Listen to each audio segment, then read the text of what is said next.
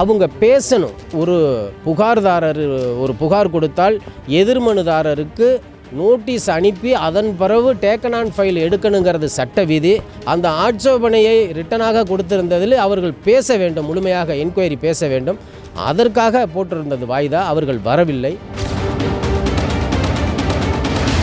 Meenakshi Faculty of Occupational Therapy. Admission open for BOT and MOT. Apply now.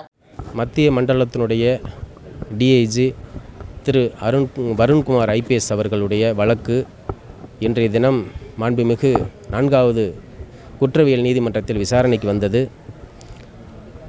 DIG Thiru Varun Kumar IPS அவர்கள் ஆஜராகி இருந்தார்கள். எதிர்த்தரப்பில் ஆஜராகவில்லை. எங்கள் தரப்பு விசாரணையை நாங்கள் இன்று முன்வைத்தோம்.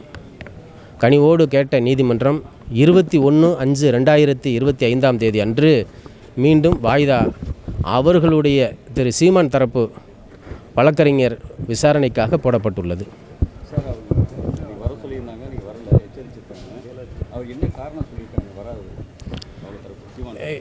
இல்லை, அவருக்கு அலுவல் பணி இருக்கிறதாக சொல்லியிருக்காங்க, வரலை.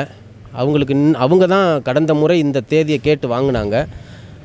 ஆனால் அந்த தேதி கொடுத்தாங்க நீதிமன்றம், அந்த இதுக்கு வரலை. அவங்க அடுத்த வாய்தா வர்றதா சொல்லியிருக்காங்க. ஆமாம், அவங்க தரப்பு வாதங்களை வைப்பதற்கு இன்றைக்கி கடைசி வாய்தா போட்டிருந்துச்சு.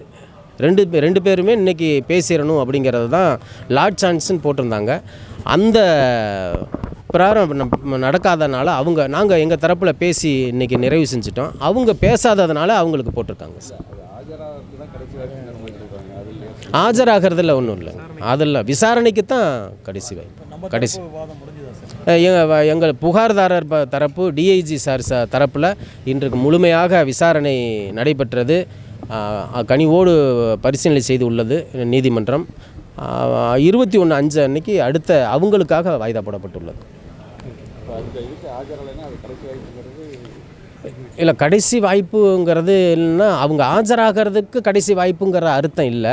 அவங்க பேசணும்.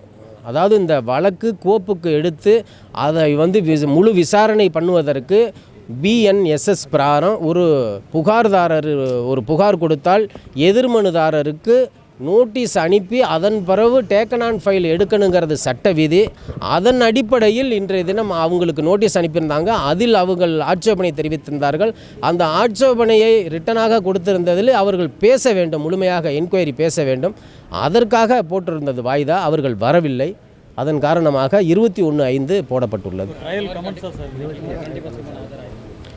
இல்லை, நீதிமன்றத்திற்கு யாரும் அவர் ஆஜராகணும் கண்டிப்பாக அப்படிங்கிற அதெல்லாம் எதுவும் இல்லை.